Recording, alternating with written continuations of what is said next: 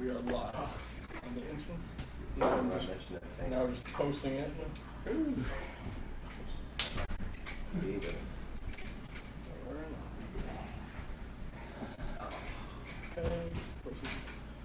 So try not to talk too much. Gotta be quiet. Yeah. Then we'll bring you guys up here and beat you one by one on the live pod. We don't really have a topic. What's the topic? What do you want us to talk about? Big booty hoes. Big booty hoes? Big booty hoes? Did I get big booty hoes twice? Done. See, you're at home here with my guy. I've been listening to the whole thing on there playing on the back. Really? All right, guys, if you're watching live, we're going to turn the camera to the dudes in just a moment. We're just posting it to social media. You got a couple of people who are already watching. Nice. Really? Yeah. That's so fucking Yeah, cool. we're going to turn the camera on the dudes in just a minute. We're just posting the link to social media. Why don't you jump in there, son? Do you mind sitting on the floor in there? Just...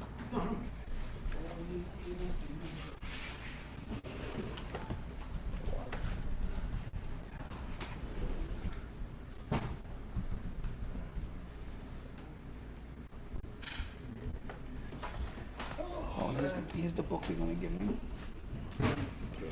Guys, if you're watching now, just so we're gonna turn the camera around in just a second. We posted it to.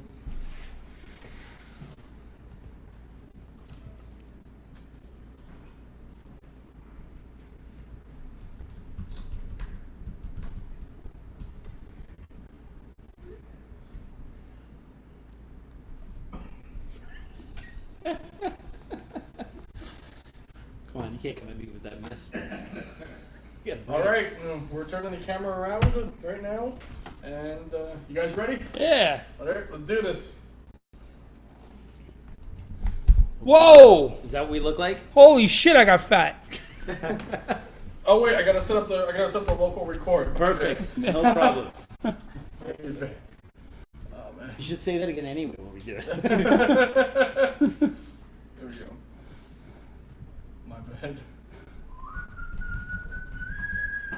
Do So we have any We're questions? streaming live, and we're gonna Do we get record any it locally so we can Not really. all our iTunes subscribers I'll can make get more it. fun. Perfect. Yeah, I don't care. And everybody has to come up with at least one question. But make it really Otherwise, you get lousy. demoted a level. Yeah. All right, we are live. We are good. We are recording. We are all is good in the world. All is good in the world. We need a wider body lens on this shit. You got a fat. It makes me look fat. What the fuck?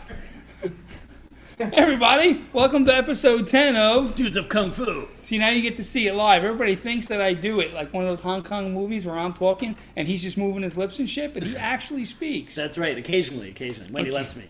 Well, as you guys know, we're live at Alex's school. I took a ferry, I took a train, I took a bus, Sherpas. a Sherpa. If I knew what a Sherpa was, it'd be okay. But I took one anyway because I had to come from the great state of Staten Island. Yeah, I know it's only a borough, but to me it's a state. To visit Mr. Alex's school on the 17th floor of his this building here. And it's- 17th floor. Well, 17th, 18th, something like that. It felt like the 25th floor, I can tell you that much. I love Alex. Everybody knows I love Alex. I literally cursed him every step. And I'm talking about every step from when I left the house. I was like walking down the steps in front of my house, and I'm like, this fucking guy. And it didn't stop until I opened up the door here, and I said, I better be nice to him in front of his students. I say the same thing when I go up those stairs, though. This Yeah. is true.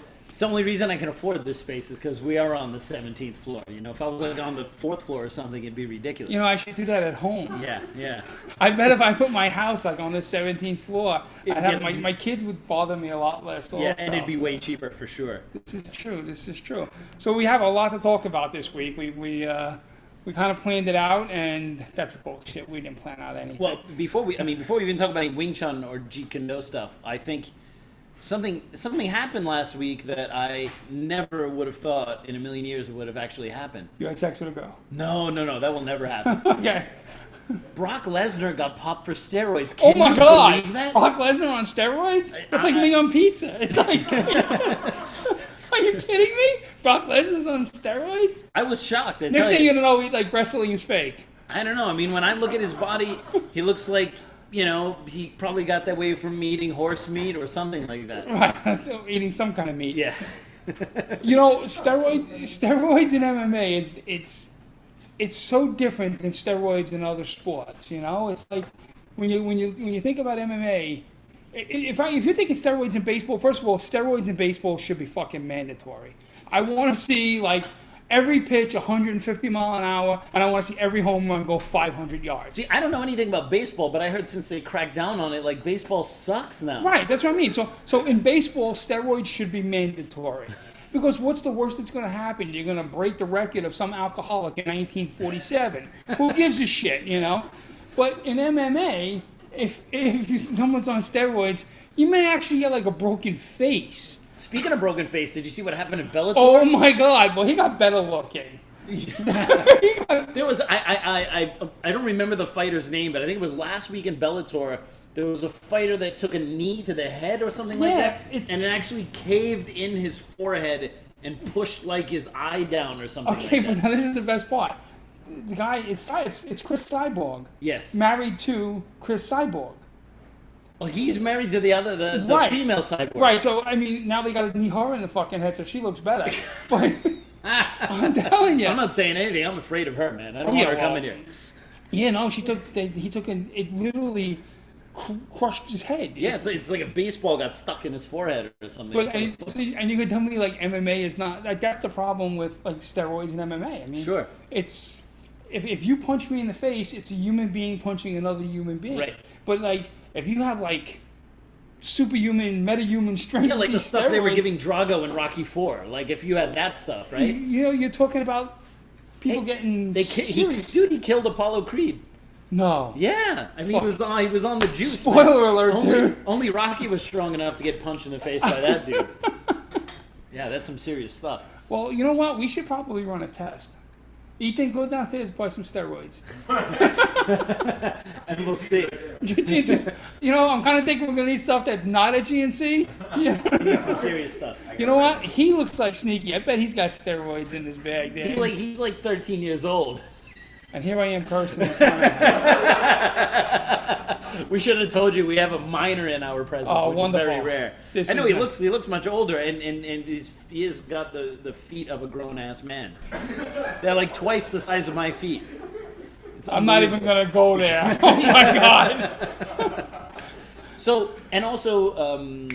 Chad Mendes got popped for steroids, or not popped for steroids. He got popped for like a masking agent. He's got a 2-year ban from UFC. That's crazy. He's now like 2-year ban. I mean, that's how are they gonna make a living? Yeah, it's just gonna be coaching. I mean, that's and you know that unless you have an uber successful school, you're not gonna make any kind of money coaching. Sure. That's well, I think they're trying to discourage it. That's why they have the mandatory 2-year ban. Oh yeah, I'm not saying I don't agree with it. Right. It definitely needs to change. I mean, it's like I said, because people are gonna die. And if that starts happening, there goes the sport. I mean, it's one of the few sports I care about. Right. That other than hockey and in football. Right. I guess and baseball when they use steroids. Well, no. You see, they have to use. Baseball is not a sport unless it's steroids. It's basically fucking bowling with a stick. It's like who gives a shit? It's just it's like really baseball. I'm sorry, I know it's the American way. I don't give a shit. There's hockey. There's hockey, there's football, and there's MMA. Right. And I know the Canadians right now are all like, oh, yeah, he's talking about hockey. Hockey's American. Okay, let's get something straight. Canada hasn't won the Stanley Cup since like 1994 or something. So no one in Canada. He wasn't even born then. He wasn't even born then, and he has bigger feet than Alex. That's not saying much. Yeah, so I mean, well, it's going to be interesting to see what happens in the next few years now that they're really trying to clean up steroids. So is MMA going to become like baseball? Is it going to become boring now that everyone is... Now, I hear what you're saying about, when you have performance-enhancing drugs and we're talking about someone's health when you're kneeing them in the head is one thing. But, we do know now that a lot of the past champions were juicing. They were on something. And they had these amazing performances for so many years. Now, if they totally clean up MMA... Is it going to become boring as hell? I mean, are they going to? We're going to see fighters who get tired much earlier than we're used to. Are we going to see, people who are not punching and kicking as fast? I mean, like the same thing might happen. What do you think? Well, then we'll just have to give them weapons. Hey, that's awesome. That's Really, cool. come on. I mean, you picture like GSP with a pair of nunchucks. Wow, that is definitely That next, would be that is awesome. some next level shit right there. That would be. I mean, you know what? You should create a class.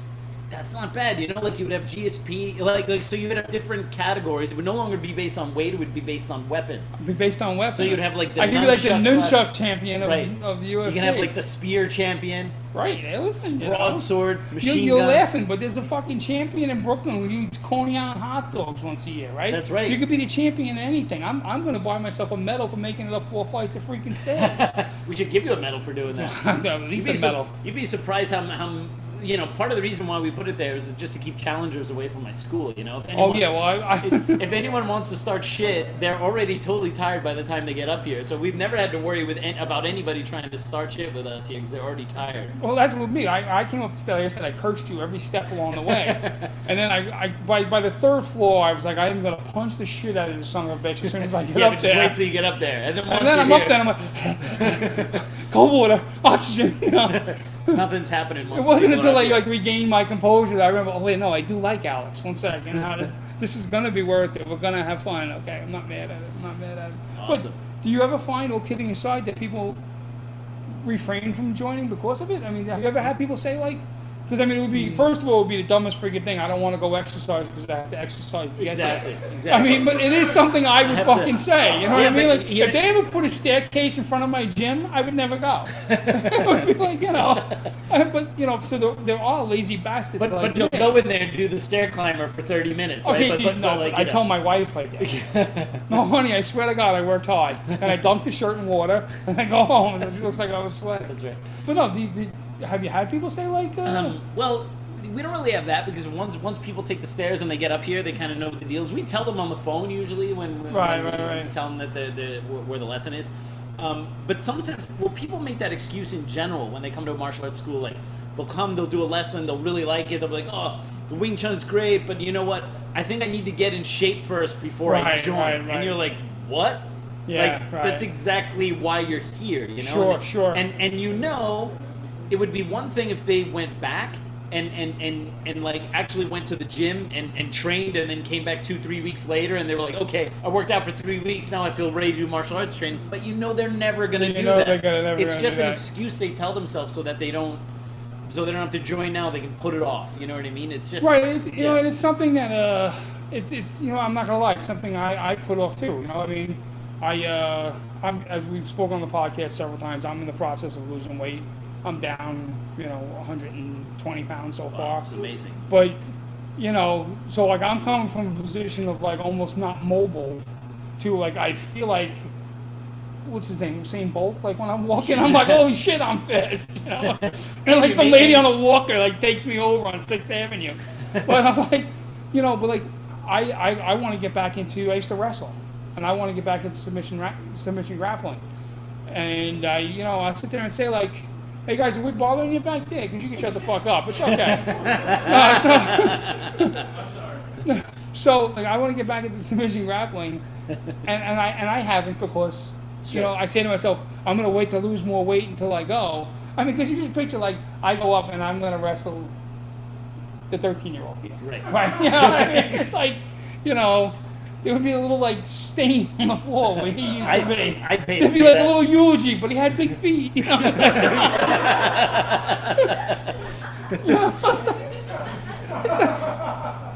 Like I really like I've stopped myself and I get mad at myself for stopping myself because it's something I really want to do. Like I mean, when I wrestle, and I used to love it. I used to love grappling. To me it was like playing chess with your body. You know what I mean? It was like when I used to do wrestling under Matt Thornton with the Straight Plus Gyms. It was like being. I used to feel like I was alive. You know what I mean? I can't wait to get back to doing that. Awesome.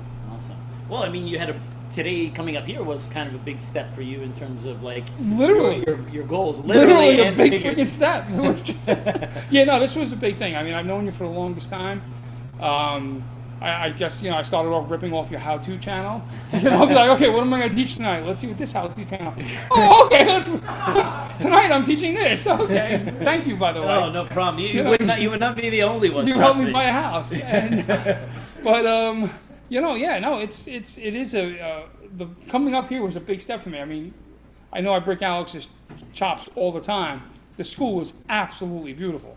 I mean, I haven't been, because there's like a 4th floor and a 5th floor. That's right. And I haven't been up to the 5th floor, and we'll probably both know I'm not going up to the 5th floor. But from the 4th floor, I mean, this school is beautiful. I would love to have this. This is incredible. You have an incredible school. Yeah, thank you. Well, it worked. I mean, next year it'll be 15 years we've been doing this, and so, I have a lot of great students, have a lot of great help. Do you have pictures from you like 15 years ago? Because you must have looked like him. I looked younger than him. But with smaller feet. Way smaller feet. My feet are still like half the size of his feet. Because, I mean, like, I'm sorry, that's the worst thing he could have told me. It's because, I mean, obviously people know you. You're very young looking. Right. 15 years ago, you must have looked like a 10-year-old. Almost 40 years old. People don't realize that. Wow. No, 15 years ago. Wait, you're 40 years old and you still have that haircut? Hey, I have to look young. Otherwise, who's going to join my school? I have to look the part, The problem is I'm right now at the point where I should have looked like this when I was like 24, but when I was 24, I looked like I was 15. And people would come into my school and they'd be like, where's the Sifu, right? And I'd be like, that's me, I'll teach you. Just sign right here, give me all your money. And yeah, it wasn't easy because, of so much of joining a martial arts school is also the perception and the feeling you get there. And so I had to, bring people in to do a lesson, and then I had to really show them I actually do know what I'm talking about. Because nobody would look at me and be like, oh yeah, that's the guy I want to go learn from, especially in those early years. Well, you know what? I've always had that problem myself. I mean, for the complete opposite reason. I was always the fattest kid on the block. And, I shouldn't say always, but as an adult teaching martial arts, I was always, I'm the fat guy.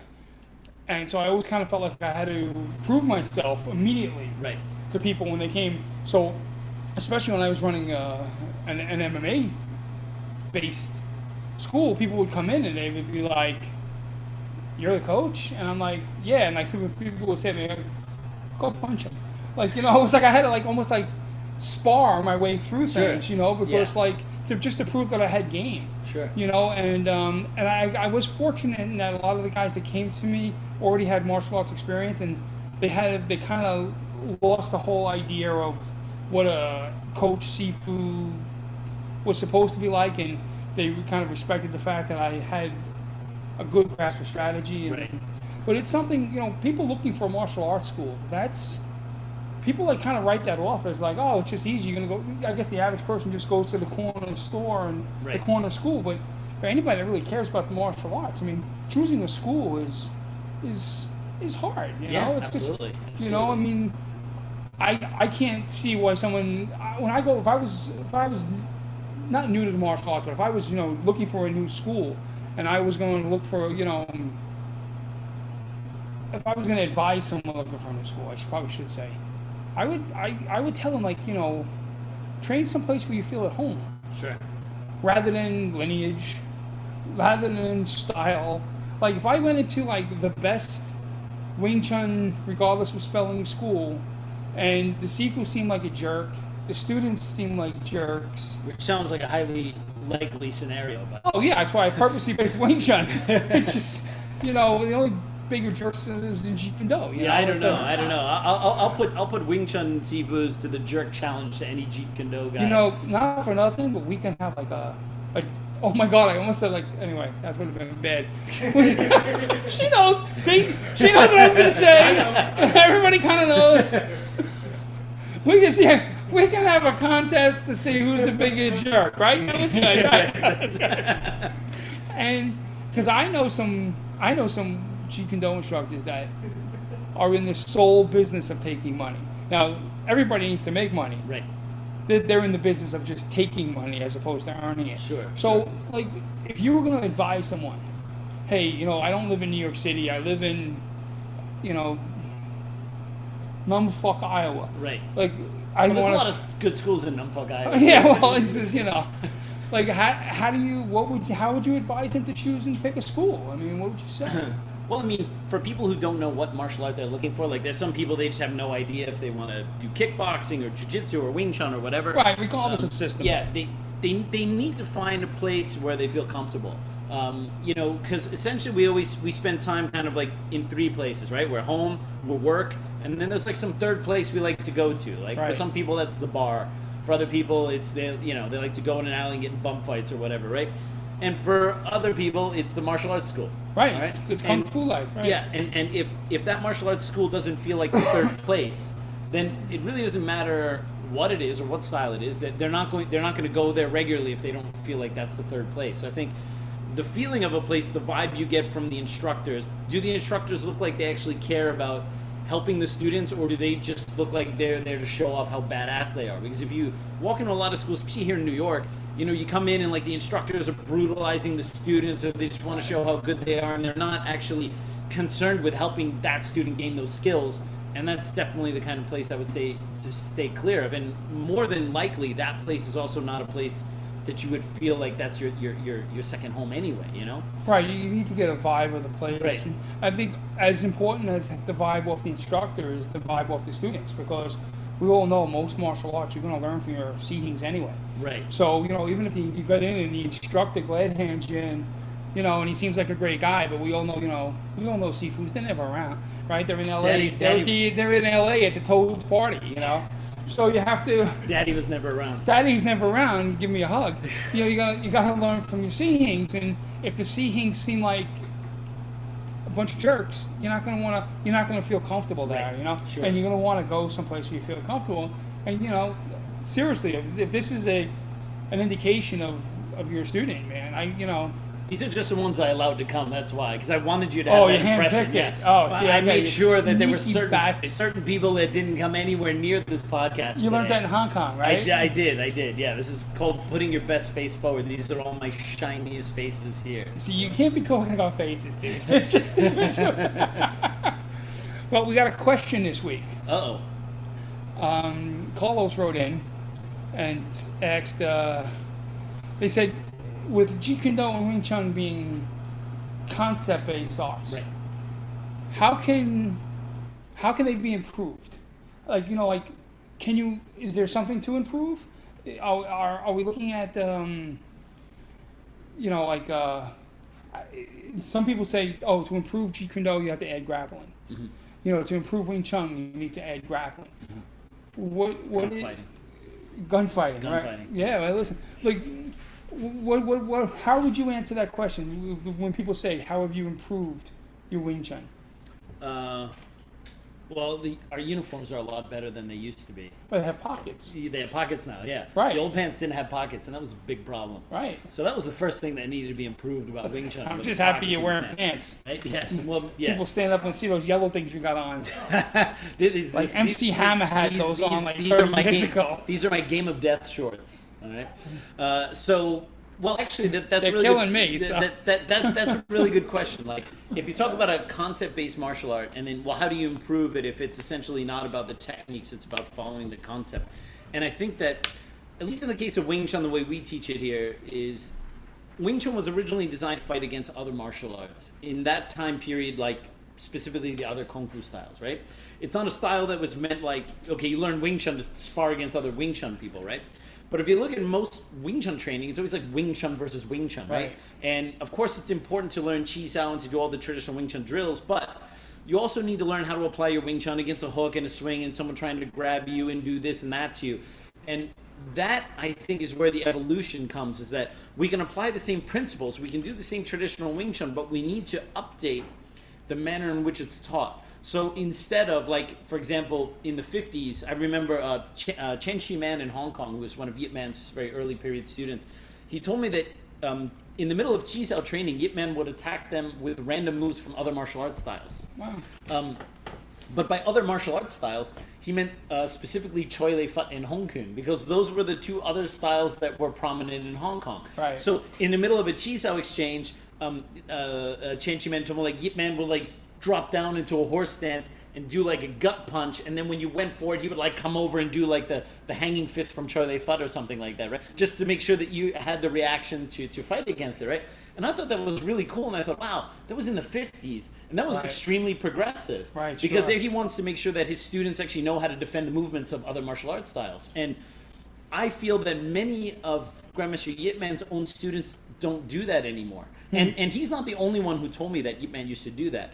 So I think the only difference is nowadays, instead of like in the middle of Chisao attacking our students with some punch, straight out of Shaw Brothers or something like that, now it has to be, okay, now I'm going to try to pummel under your arms and grab you and try to bring you down. Now I'm going to try to move your arms and put you in a headlock and throw you to the floor. Or I'm going to back up and try to give you a low kick. Well, your challenge accepted. All right, let's go. 5th floor. All right, I'll be waiting up there for you. Go ahead.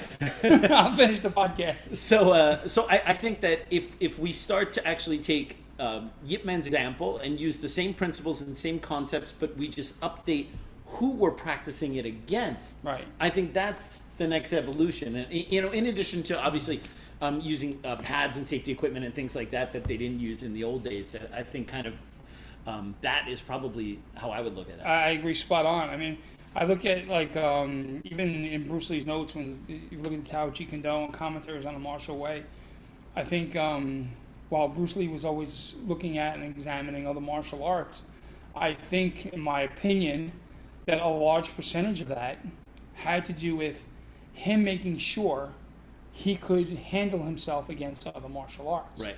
I think a large section, I'm not saying he wasn't interested in Muay Thai and other other systems of martial arts, but I think if you look at the core of what Bruce Lee was doing, the idea of controlling distance, timing, and rhythm, and utilizing the 5 ways of attack, I think if he looked at another martial art, he was looking at that martial art to say, okay, how would I fight that art? And the only way he could know how he would fight that art would be to expose himself to right.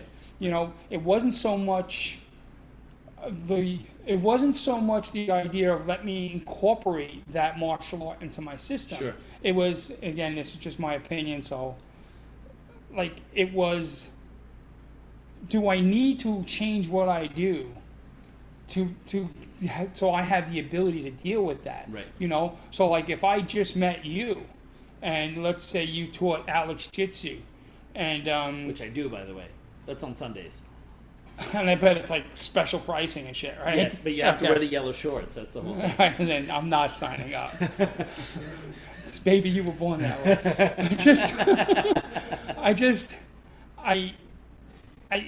Say you're teaching Alex Jitsu, and I'm Bruce Lee, right? Because I'm fucking Bruce Lee. Yes. Okay, so I'm Bruce Lee, and I meet you, and I'm like, oh, cool, can you tell me about Alex Jitsu? Right. Not because I really want the yellow shorts and shit. Right. It's just because I want to know, do I have to change anything so that I can employ my devastating straight lead against you? Right. It's like, Jeet Kune Do, there's 5 ways to attack because you need 5. There's a misconception in the Jeet Kune Do community, again, just my opinion for you knuckleheads out there, that all, like, you'll hear on almost every Jeet Kune Do website and Jeet Kune Do books is like this idea that all attacks fall within the 5 ways to attack. It's complete bullshit. And then you'll have the guys turn around and say like, my Sifu invented a 6th way of attack. Again, who gives a shit? There's 5 ways to attack because that's what you need. If you look at the different kind of opponents that you're going to face, like Bruce Lee sat there and said, okay, if I throw a punch at a guy, X amount of things can happen. He could move, he could block it, he could punch me back, I could hit him. There's a list of things that could happen. Right. He created his tactics and strategy around the idea of how people dealt with his attack. If he now ran into Alex teaching Alex Jitsu, he had to make sure that he still had the tools, the keys to unlocking Alex Jitsu. Right. Not so much that he wanted to incorporate wearing of yellow shorts into his into his system, Right. And then he'll sit down. So he's sitting down and we're playing, and you tell me, okay, in Alex Jitsu, you jump in the air and spin 3 times before you throw a hook kick. Right. And Bruce Lee writes it down. In Alex Jitsu, jump in the air, spin 3 times, and throw a hook kick. And then Bruce Lee dies. And his wife needs to pay the mortgage, so they put all these notes together and they publish it as a Tao Jeet Kune Do. And now you have a bunch of assholes running around in yellow shorts, jumping in the air 3 times, spinning before they throw a kick. Because Bruce Lee wrote it in his notes. Right. You know, and I kind of feel like that's what happened with some of, you know, the notes. And Sure. like, so what you were saying before, just to bring my eulogy to a freaking close here, it was when you were saying how you modernized the training and this idea of being able to adapt to different types of attacks and everything. That, to me, is the core of what we do. Right. It's the core of Jeet Kune Do. And the one other thing I want to say is when I was doing the MMA with the Straight West Gyms guys, there's a coach with Straight West Gyms named Adam Singer, who's brilliant. His brother Rory Singer fought in the UFC. I know the two brothers pretty well. I used to know them better than I do now. He gave me one of the best pieces of advice. He said, when you're running a gym, make it the rule that as soon as you start the class, until the minute you leave, at any time, anybody can tackle somebody. At any time, you know, intelligently, you're not going to hurt your training partner, but at any time, somebody can tackle you while running any drill. And if you wanted to make sure that that can't happen during this drill, the coach had to say, okay, for this drill here, we're going to, no tackling. And you know what? You get a really good sprawl that way. Right. Because you're either going to pull guard or sprawl. Right. Or twist your knee. But like, that was a great piece of advice. Sure. I mean, that was this idea of, like, when you said about it, man had this. Right. He's doing the random attacks. Yeah, you know, that was something that Yeah. was big in our school for a long time. Well, also, when you talk about the notes too, in the Tao Jeet Kune Do, you just see like a couple sketches where Bruce would show like Thai boxing, or he would show Right. like the kicks on the bag or whatever. But when you looked at John Little's notes on the book Jeet Kune Do, which were much more expanded, they were like Right. the expanded notes. Yeah, commentaries. You actually saw that Bruce wrote like pros and cons of everything. Right. And then he wrote like for example in Muay Thai, he's like, you know, powerful kicks, but one of the cons was like the movement was not very efficient. And then he talked about like the speed and the timing, and those notes were missing from the Tao Jeet Kune Do. And, Right. and then you can actually see that Bruce was really actually analyzing all that stuff, as opposed to saying like, okay, well now I have to kick like a Thai boxer now, so I need to add this style in here and do this and this and this. And the thing for me, like when I go to Hong Kong, I meet with masters of different kung fu styles.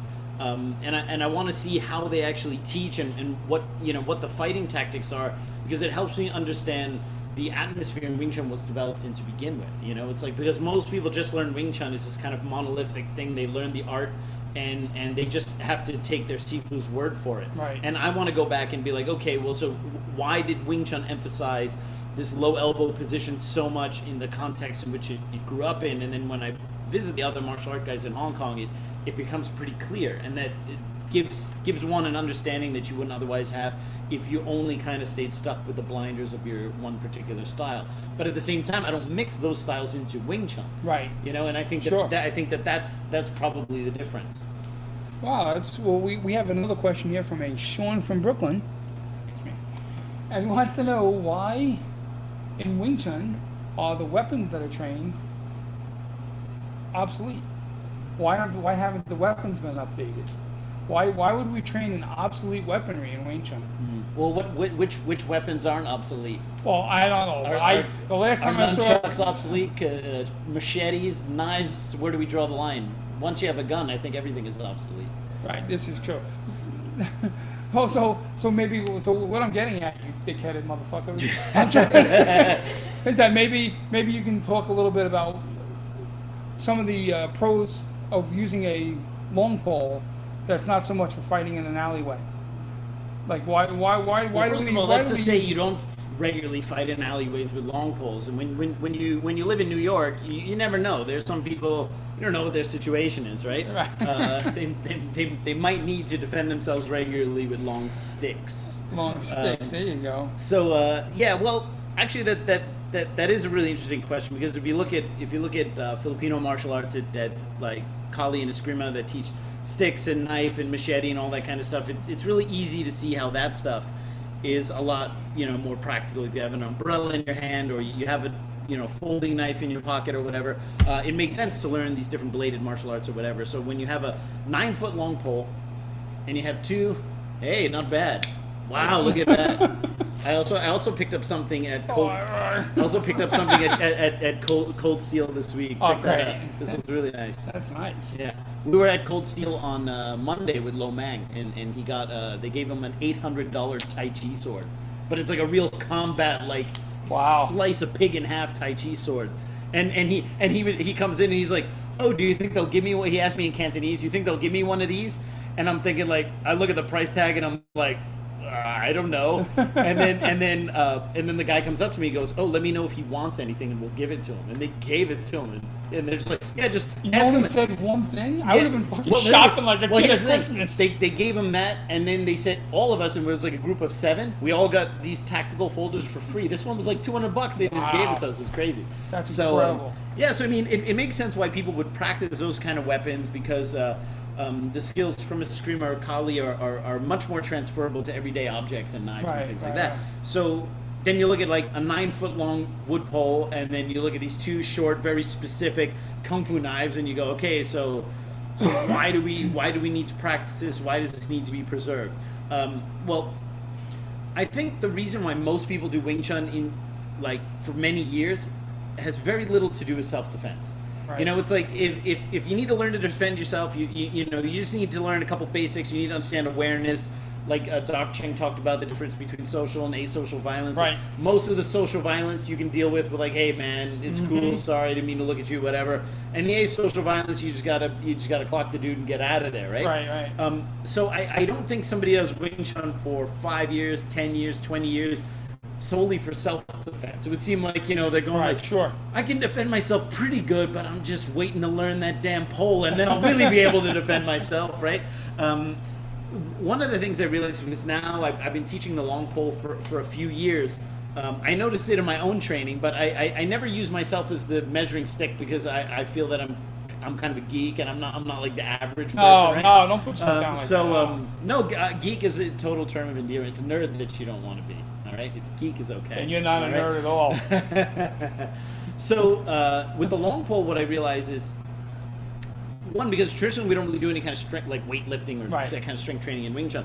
But the long pole is an unbelievable strength training tool for your tendons and your ligaments, and the ability to launch the long pole or to do the basic strength training with the long pole transfers 1-to-1 to punching power, to power of Gansao, to ability to send your arms forward with a lot of really kind of whipping tendon force.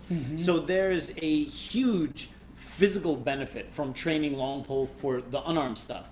But what I find from a technical standpoint is doing the Wing Chun long pole is like doing single arm chi sao, like Dan Chi, with a 9-foot long arm. Right. All right. And so you learn in a really exaggerated sense the angles, like how to, you know, in one of the things in long poles that we always keep ourselves behind the weapon, which is very much like always occupying the center line. So it's just essentially an exaggerated version of what you're trying to do with your fist.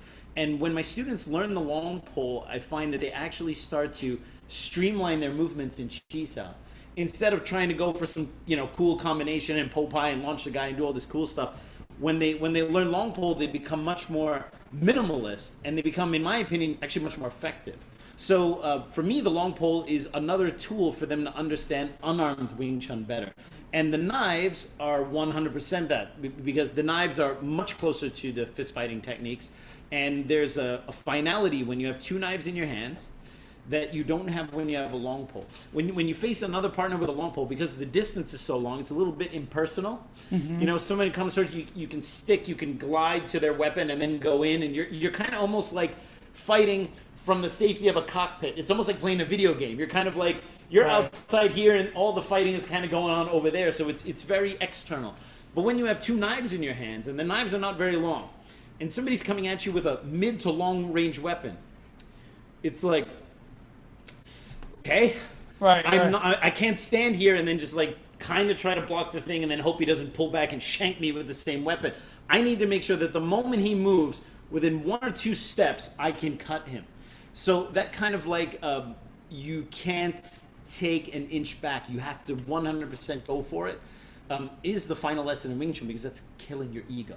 You have to have no thought of self if you're going to preserve yourself, because if you're scared and you wait, you get killed. So that lesson, that mental lesson, in addition to all the technical, and the, you know, people are like, oh, the knives are great for training your wrists. if you have to wait all the years to just make your wrist stronger, I think you miss the whole point. I think what you're learning in the knives is not really that great. For me, there's a huge mental hurdle of like, okay, you have a 9-foot long pole, you're going to attack me with that, and I have these short knives. Before you can even take that step, I'm going to bridge the gap and cut your hands. And that same kind of mentality you have to have in fist fighting. And I think in the way I look at, that's one of the final lessons in Wing Chun to begin with. That's why the really like that a lot. I had once heard someone once told me that one of the major lessons that they learned from the knives was that unless you're an idiot, you don't walk around with this "I want to fight the world" attitude. Right. You know, you don't live like we both have lives outside of Kung Fu, and we each talk to our wives for an hour a night. That's right. I watch Dancing with the Stars, but I don't walk around as like this angry guy ready to kill. You know, that I don't know what the right term for it is, but the knives kind of help you when you pick up the knives. That like this idea of reinforcing in your brain what I'm doing here is something. It could be for the death. It's the idea of turning on that killer mindset, and when you put the knives away, shutting it off. Right. Sure. That just practicing the idea of turning that on and shutting it off, so that you don't have to walk around like one of these reality-based self-defense guys where like I'm walking around in code orange, you know? Like, yes, exactly. You know what I mean? Like, you can just like have a normal conversation and make fun of your friends and have, you know, and then God forbid something happens, you can turn it on. And that was, in their opinion, the main lesson of the knives was this idea of being able to turn on that killer instinct and shut it off. You know, because as important as turning it on is shutting it off. Yeah. If you come to class and, you know, you're doing all this serious kung fu with knives and poles and, you know, and you walk down the stairs and someone bumps into you on 6th Avenue and you're ready to kill, you know, like, then you've lost the whole lesson. Absolutely. You know, you've lost the whole idea of kung fu. Yeah. You know what I mean? And someone bumps into you, it kind of should be, oh, man, I'm sorry, you know. Hey, you know, let me buy you a soda kind of thing. Right. And I think that the knives help you shut that off. Yeah. At least that's, you know. Yeah, that makes a lot of sense. I mean, the irreversibility of using knives and then putting them away and like, okay, I'm done. And being able to essentially control yourself, which is the highest skill. Yeah, you were totally right. You made that comment about like those reality-based self-defense instructors. And I know a few people who are in those styles, and I knew them before they started learning those. Like, you have those military tactical self-defense styles, and they're like, you know, you always have to watch out. You always have to be in code orange. At any corner, you might get jumped by a bunch of ninjas with knives who are all trying to shank you and kill you or whatever. And they were like normal human beings before they did that. Right, and now that martial arts like made them so unbelievably paranoid. And yes, all right, like we live in crazy times. You need to be aware. You need to understand that, yeah, I mean, anything can happen at any time, and you have to have kind of a clear head about certain things and the realities of the world we live in. But if your martial art is turning you into like a total paranoid person where you think like anytime you hear the doorbell and you're in a public place, suddenly you're like, you know, you're like this. And I think it's actually doing them a disservice. And I would hope that martial arts help you become a better version of you and not a more paranoid version of someone you never were before you even walked in the door. Right. I mean, for me, I mean, you know, martial art to you is different than it is for me, in that it's not a business to me. Right. You know, it's your living, and that's awesome. For me, it's a hobby. So, and I know it's like a dirty word. I said that once on Facebook, and like I got reamed because I said it was a hobby. Oh my god! And it was like, oh my god! I did know it's a way of life. I know all the bullshit. But it's a hobby. Unless I'm making a living from it, it's a hobby. You know, and if I'm going to do something as a hobby, if I'm going to do something, it's got to make me happy. Right. If it doesn't make me happy, why am I going? I mean, have you met my son? It's like you know, I'm miserable half the day anyway. I mean, I'm only kidding. No, but I mean, like, hobbies should make you happy. They shouldn't make you angry and paranoid. Right. And the second, it's like if I build like a model airplanes, and the next thing I know, I'm looking in the sky to be attacked by an F-14. It's time for me to step away from the model glue. You know. Yeah, it's probably the glue that's doing it too. You know what I mean?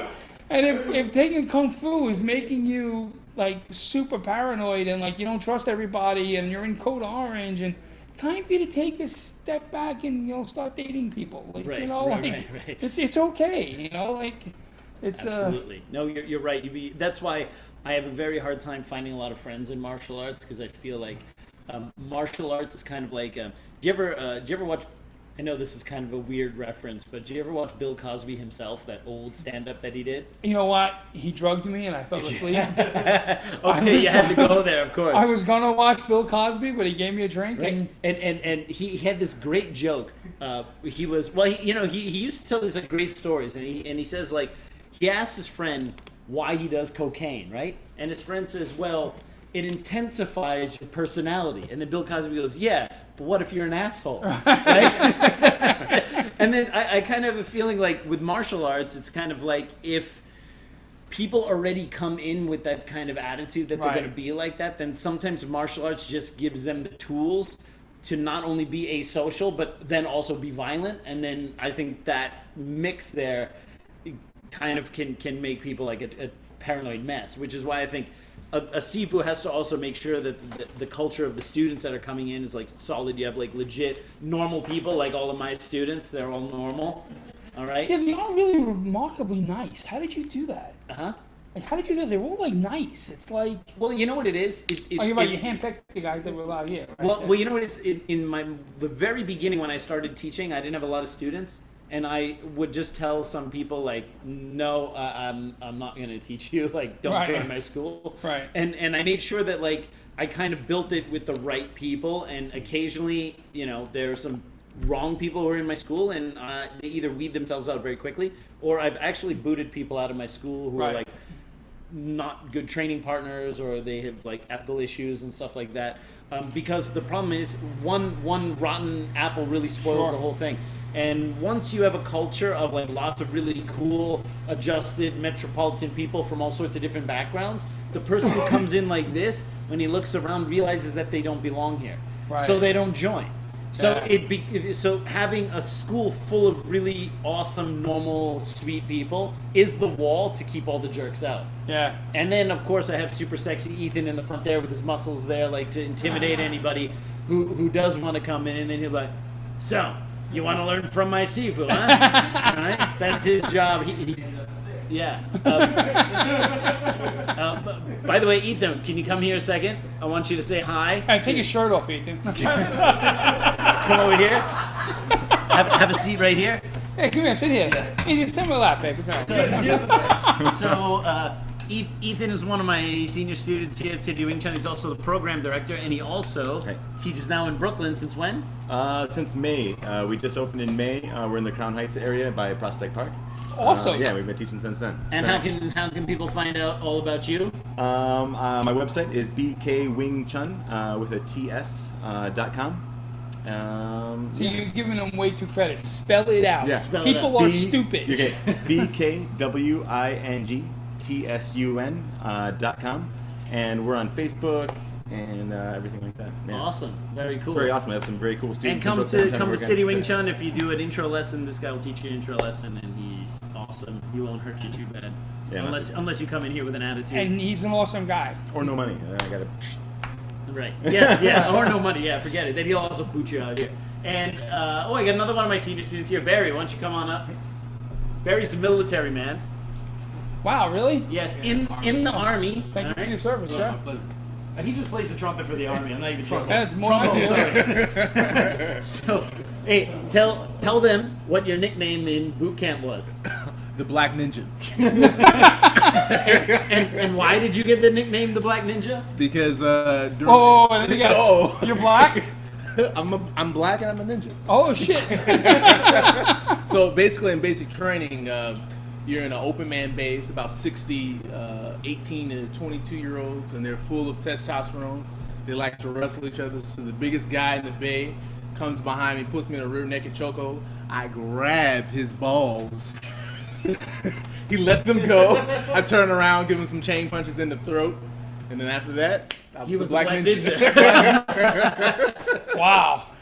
That would scare the shit out of me. That's right. I'm in fact scared right now. So sitting here. All right, let's get him out of here. Jimmy, come over here. So Jimmy is another one of my senior students.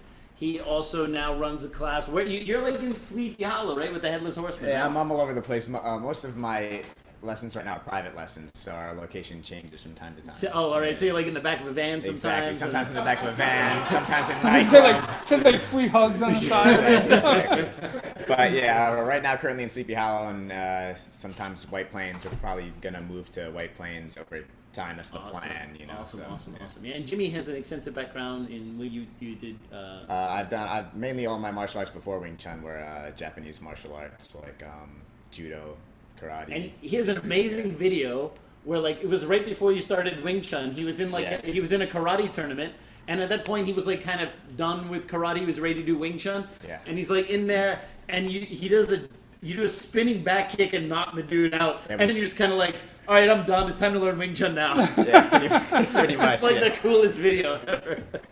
Yeah, so Yeah. Jimmy's a pretty serious dude despite his smiley ways. Yeah, He's exactly. It's just a front. very, very dedicated student. All right, man, cool. Outstanding. I have a gift to give you, by the way, and you know this officially ends an era in our relationship. All right, because for the longest time, you were able to give me shit because you were the only person who doesn't have my book. Oh wait, no, am I getting the book? You are getting the book, so now you have to find some other reason to give me shit on the podcast. Oh, it's almost like I brought a Sharpie for you to sign it. Well, it's almost like I already signed it Oh. beforehand. So, because the problem is when Sean wanted a book and he sent an email and we had completely sold out by the time we got him one. And, Yeah, by the way, I wasn't looking for a freebie. I was looking to buy a book. yeah, we were going to jack up the price anyway for him. $32.95. Was it printed in fucking blood? No. Yes, it is. And I got the blood in Hong Kong. Check it Dude, out. this book looks awesome. So there you go. You now have the book in your hand. And now, Wow, I gotta read it. yeah, but the photos are very easy to read. You're saying I'm so dumb I can't read? Well, you know, if you do the Sunum top part really fast, it's like a flip book, and then you can. It's a very easy way to Holy to take a shit, look he's at it. shitting on me in front of the students. So now you have to find another reason to give me crap because you finally have my book. Well, no. So, where am I going to first in this book? Where am I going to first? You got to go. Oh wait, by the way, you're in the back here. That's why I'm looking. What the- Check it out. Somewhere on page 480, I have. Whoa, check it out. Look at that. Oh, wow. Big Sean. Holy shit. That's right. So, folks, this is the page worth reading. No, I'm just kidding. It's the only one. It's Dude, the- I'll the be honest with comments. you. I'm really excited. Thank you very much. Yeah, my pleasure, man. My Thank pleasure. you very Glad much. have I'm it very now. excited about this. Oh, cool. Ethan's in it. Yeah. Oh, now I'll Ethan's read in it. Now you know the people who are in it. I wouldn't read it if Ethan wasn't in it. This is very cool. This looks like incredible, actually. This looks. Lots You know of- what? I'll be honest with you. I didn't realize it was so thick when I saw the picture online. I thought it was a thinner book. I'm not going there, man. You sick bastard! Yeah, you said it. Yes, You of the little feet. You notice they always compensate. Like it's just. Oh well, amazing. totally. Look, I'm like a midget. I'm like 5'2", so of course I have to make my Sunum Tao book bigger than everyone else's. That looks That's really solely awesome. compensating right there. Yeah, you know what's funny? There was a Sifu here from another Wing Chun style. I'm not gonna say which lineage. All right. Right. He saw the book and he looked at it and he goes, I didn't know there was so much stuff about Sunum Tao. And he was like, I didn't know someone could write so much about Sunum Tao. And I go, well, there are a lot of photos in there. Just to make it feel better, right? But it's like, hey, for me, the Sunum Tao form is the most important form in Wing Chun. And like the thing is, the amount of information I had to cut down to get the book to that size, I'm going to have to put it in my other books, was pretty tremendous. And we have the mottos and the explanations and everything. And basically, I wanted to write a book in a way that I felt it had not been addressed yet. The Chinese books are usually great, but they're normally written in Chinese and translated into Chinglish. Right. And, you know, here's like an actual Wing Chun book written by a native English speaker. And I wanted to put all the things in there that I felt got kind of glossed over by the Right. other books.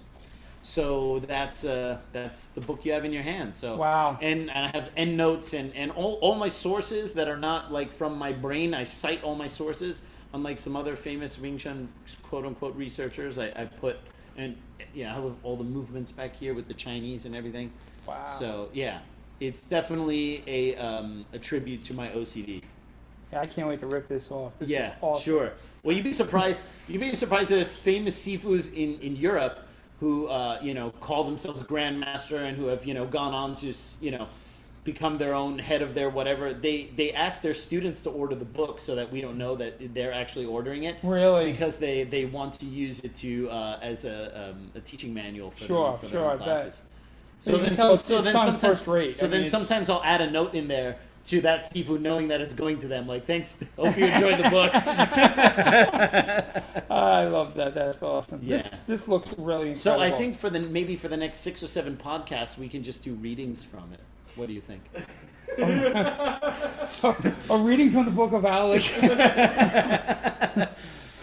Yeah. I want to quote Alex, chapter 6, verse 7. But although, in all honesty, there is one book that I would love to do. Like, we can do special podcasts where we do on-air readings of it, and that's The Amorous Adventures of Ashita Kim. Do you know who Ashita Kim is? Oh, I know who Ashita Kim is. He has a book called The Amorous Adventures of Ashita Kim, which is all of his sexual exploits while he was working for the CIA, according to himself, and it is hysterical. And he talks about killing people with his ninjutsu techniques, and then getting all these hot chicks, and then and he says at the beginning it says the names in this book were not changed to protect the innocent because no one was innocent. Actually says that in the opening of the book, and I would just love to have readings of it because it is so funny. Now, didn't he also write books under a different name? He may have. I mean, nowadays, in the 80s... I thought he wrote books under 2 names. Like there was... Because he's the ninja, right? He's the ninja. I think he also He's the ninja wrote, with a Japanese and Korean name, Ashita Kim. Yes. I thought and he's a white guy, for people who don't know. Ashita Kim is a nerdy white guy from Florida who has been writing ninjutsu books since the 80s. I mean, they used to sell them in the big bookstores. Yeah, no, because I remember I think think he wrote books on samurai as well under a different name. Oh, it's quite possible. It's quite possible. But there are videos of him on YouTube which are hysterical. I'm not even going to tell you guys which ones to look at. Just go to YouTube and look up Ashita Kim, and thank you. Enjoy. You will love it. That's incredible. They're amazing. It's so funny. I love martial art. People who are of dubious martial arts heritage. I always find kind of funny, and I love to just see the stuff that they do. It's really great, really great. Well, dubious martial artists, that's rare, huh? Very rare. There's only 6 of them in the whole world. Right. Everyone else is 100% legit. Right. Yeah. So, before we sign off today, should we take any questions from our very limited audience here? I see, again, like steroids in baseball, it should be mandatory. It should That be. if they don't come up with a good question, they get reduced in rank. Oh, yes. Okay, good. So, Margaret, what's your question? Yeah. Ethan, what's your Barry, Black Ninja, you have a question. Okay, so Come over here. Come close to the microphone. Okay, now I'm formulating the question. Right? There you go. So one of the podcasts, someone asked about generating power. Yes. How does Jeet Kune Do Yes. generate power? And how does Wing Chun? Right. Mm-hmm. I remember that podcast. Yes. Okay, so would you say the same thing applies for the weapon, or is it better to hold positions more? Oh, is it? Oh, you mean the stuff we talked about? Because we were talking mostly about punch, for example. It's Right. And you were talking about body unity, all the rhythm, timing, all that kind of stuff. And I talked about throwing. Mm-hmm. Right. Yeah. Well, actually, the long pull is a little bit different because if you throw it too much, you're gonna let go of it, and that thing's gonna harpoon someone through the head, which might be okay if that's your goal. The long pull power is a little bit different. You do actually have to completely extend the arm. So if you hold it there, you're holding the power back. So it's the same kind of element of throwing, I think, is still there. The knives are 100% the same, except that they go one further, because any weapon is essentially an extension of your arms. So if you hold the knives at a 90-degree angle like this, and you send them forward and you stop, there's all this potential energy that's kind of stuck here. So the same way you would throw your punch like this, but then you have to continue it with the knife as well. So that's another great benefit of the knife, is that if you can throw all your power at the end of your fist here, and now you have to send it that much further by casting it away. Well, that's also going to increase your punching power tremendously because you're able to throw the power a little bit further. So I would say a lot of those same things are almost 100% the same as what you do in unarmed. You have to adjust it a little bit for the weapon, but yeah, I mean, I think those principles are pretty universal. What would you think? Well, again, he's the king of Wing Chun. I can tell you when I do long pole, when I punch empty hand, I make a point of my fist makes contact before my lead foot hits the ground. That's one of the basic principles of Jeet Kune Do as I learned it. So that when if I punch you, my hand hits your chest before my lead foot hits the ground. I have all this awesome, sexy weight. I don't want to put it all into the ground. I want to put it into the center of your chest. If I was going to hit you with the long pole, same rule applies. Now, I know some Wing Chun people will have a problem with that, and that's fine. But if when I practice long pole, I want to practice being able to absorb the impact with my body. But as far as timing goes, I want to hit what I'm going to hit before this lead foot hits the ground. Now, I don't know how you do it in your system, but that's how we transfer weight into. So when I do long pole, one of the emphasis on what we do long pole is trying to get all the power into the tip of the pole. As the same thing would be into the tip of the fist. Right. So I'm not going to change my body mechanics. So when I'm going to hit something, with an empty hand, I'm going to hit before that foot hits. So the same thing with the pole. When I'm coming out with the pole, I'm going to hit that extent. And we're talking, a slight. I just want the weight to hit, and then the foot lands. And then if I have to absorb it, because people say, well, if you hit when your foot's still in the air, you're going to Get pushed back. Pushed back, but you won't, because you learn how to absorb with your elbows. Right. You learn how to absorb, and I think that's where it definitely plays in like that. And once we're done with the podcast, I'm going to show you something cool. Remind me. Sweet. All right? Awesome. With your permission, of course. Yeah, of course. We'll do it upstairs. Fucking. Make sure you guys all go upstairs after the podcast. Does anybody else? Yeah, I want to demonstrate on Alex something. Anybody have a question, Ethan? You got any cool stories about teaching in Brooklyn like 20 years ago? Oh yeah, I do actually have a cool story about teaching in Brooklyn. Unless I told it already. If I told it already. Which one is it? Just tell me. Bandanas. Bandanas? No, I just remember, okay, I so remember how the awesome is neighborhood this? crackhead. No, okay, yeah, so we had a crackhead in the store.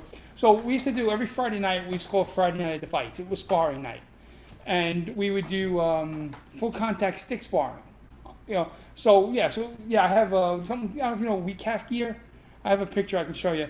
It's kind of like it's like a body gear, helmet, hockey gloves, and then we would use 28-inch wooden sticks and just literally just beat the shit out of each other, right? Every Friday night.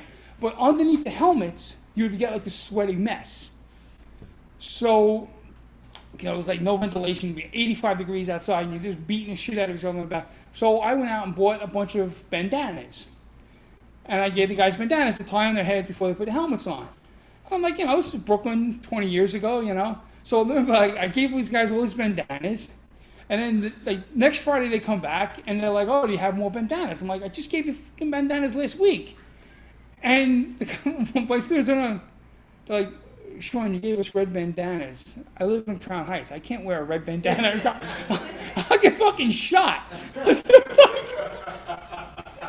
And I'm like, oh, you can buy a blue bandana. We can wear a blue bandana. And then the guy goes, no, you know what? That'll get me shot too. Because I really, you know what? Can we just go to like a black bandana? And it was like, and it just never dawned on me that I had my guys with these red and blue bandanas. So then we started making a game out of it. So what you used to do is we put everybody's name in a cup because you always want to pull two names out to fight because you didn't want it to be like, if I was afraid of the Black Ninja and I'm the one responsible for picking out the fights, I would be like, I'm not going to fight him, you know what I mean? So we just put all the names in the cup and pull them out. Say, shit, I got to fight Alex tonight, It's like, so I would pull it out and you would give one guy the blue bandana and one guy the red bandana. And we used to call it yeah, it was Bloods versus Crips, It was just a lot of fun, That was, Awesome. And our waiver was, we still, I told you the waiver, we had the crackhead next door, and he was just, I just bury you in the yard, man. It's just, he was so awesome. It's like, it was great. I mean, Brooklyn, I still love Brooklyn. I mean, I had to move, had a family, but I love Brooklyn. It was just, I not that it's really martial arts related, but I remember one night laying in bed and, was newly married, I didn't even have kids yet, and we heard 3 shots right outside the house. Boom, boom, boom. So, I checked my wife, she's okay. My mom lived upstairs. I called my mom on the phone. She's fine. I called downstairs. My brother answered the phone. I'm like, you all right? He's like, yeah. He goes, I'm going outside. Let's go outside. So I meet him out on the stoop. Radio cars are pulling up. There's a dead body in the street. And, we come out on the stoop, and cops come walking over. And I said, what happened? So the detective says, they're saying it was suicide. So I said, 3 shots? And he goes, well, there's a hole in their story. He's like, and there's this guy with like 3 bullet holes in his chest, And I'm like, oh, wow, yeah. It's, But Brooklyn's great. I think Brooklyn gets a bad rap. Brooklyn's an awesome place to live. My knucklehead son will probably be moving to Brooklyn one day because he hates Staten Island. But Brooklyn was interesting. I don't know how to say it. It was just great. I mean, we used to teach in my house. I had a very small apartment. Literally, my living room was the size of this little area here, and we had a John. And if you ask any of the guys who used to train with me, they used to come to my house 3 or 4 nights a week. So I worked days, my wife worked nights. I would work a 9 to 5 job, and my wife would work from 5 to midnight at a pharmacy. So, but we had 2 kids. And both kids were like, my son John would be like 3, and my son Nick would be in a bassinet. So while we were doing rounds of sparring, it was always somebody's responsibility to take care of the kids. So literally, we would have like these big guys sitting in the bedroom with this one here in his crib, like rocking the crib and everything. It was the ultimate family atmosphere, man. I loved it. It's like, you remember he was around back then. It was. I have recordings of it too. Oh really? Yeah. I mean, I'm going to transfer from DVD and get it. That's Put them cool. all on YouTube. Yeah, no, that's not. I actually have some instructional JKD tapes out there. That's right. We were talking about that on another podcast. You need to give me my set. Where's my set? That's never happening. I was searching YouTube for you, looking for stuff. That's never. Yeah, I bought up everything. It popped up on eBay like for a little bit, and I would just buy the shit up. It was like his name's so bad. I would just like, and people like put these things up on eBay, and I would like bid $1 and win. I'd be like, I could just buy one thing.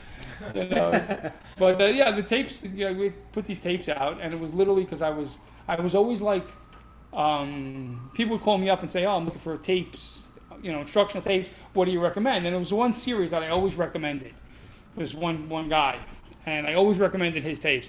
And then one day he pissed me off, and I was like, "Ah, fuck him. I'm not doing it anymore." So the next person that called me, I was prepared to say, "Oh, no, I don't know." But he says, "Do you have any tapes?" And I'm like, "Sure." And he goes, "Oh, you have tapes?" I'm like, "Yeah." And so, "How many tapes do you have?" And I said at the time, I said, "Oh, we have 3. So how much they cost?" I'm like, "Well, they're, $20 each, 3 for $50. And he's like, "Oh, well, how do I order it?" I'm like, "Oh, you PayPal it to me." Or whatever the online system at the time was. And he's like, "Oh, okay." And next thing I know, I got this PayPal for the tapes. So I call up my buddy Walt, and I'm like, "Dude, we got to record some tapes." He's like, "You mean you fucking sold tapes? We don't have tapes." And I'm like, "Well, gather the guys because we're going to spend this weekend recording it." And we went someplace. We literally hung a sheet on the wall. And we recorded like, it was Jiu-Jitsu Basics, Energy Sensitivity, which was the worst tape in the world. And then like Jiu-Jitsu Kickboxing. And they sold so well that I had to put out like a second edition. And I'm telling you, my wife would spend all day. We had a stack of VCRs. So we had like 3 or 4 VCRs feeding into one VCR to just continuously make up tapes. And I was selling I mean, for me at the time, I had a regular job, but I was selling 4 to 5 sets a week for over a year and a half. I mean, and it was amazing. But That's awesome. Yeah, I bought and destroyed everything. So there's no more evidence of But these things. I have them. I'll I show would them love to you. to see them. That'd be great. Yeah. That'd be really great. And if anybody wants to PayPal me, Awesome. Hey, today was a lot of fun, It man. was a lot of fun. I hope everybody had a good time. If you're in New York City, absolutely come see Alex's school. It is incredible. It is, and the people here are so much nicer than Alex. I know. Much nicer. It's like I know you're looking at Alex and you're just saying I got a a bad jerk. taste in my mouth. I have to. Trust me, his people are awesome, and you get to work with Ethan, which is worth the price of admission because even Alex called him sexy. That's right. He's the Black Ninja. And Yeah, we have all. I mean, Ethan's a bona fide rock star. He's got a rock band, the Hampton Brothers, and I mean, we have and the Black Ninja there is also the very famous musician. Really? He's toured with Sesame well, I can Street. play 4 chords on the guitar, bitches. Okay, so 4 chords I'm up to. That's right. Ethan also teaches guitar, by the way. Really? Yeah. You're gonna teach me my 5th chord today, then, young man. There we go. Awesome. Well, thanks very much. Thank you very much, and hope everybody had a good time. And We'll see you guys. next week. Oh shit! 1 second. Next week we have an awesome guest, and we can't tell you who it is. Oh, that's right. But we have the most awesome guest. Black Ninja. But I can't curse because he's like a gentleman. Okay. Oh, that's right. You're gonna have to be on Best you're not behavior. gonna be able to drop your famous I'm not. F-bombs. I can't. So I should get rolling now. Fuck damn shit. I can't because I'm not gonna be able to curse next week. But next week, trust me, the guest of all guests. Awesome. See you then, folks. Bye-bye. Bye bye.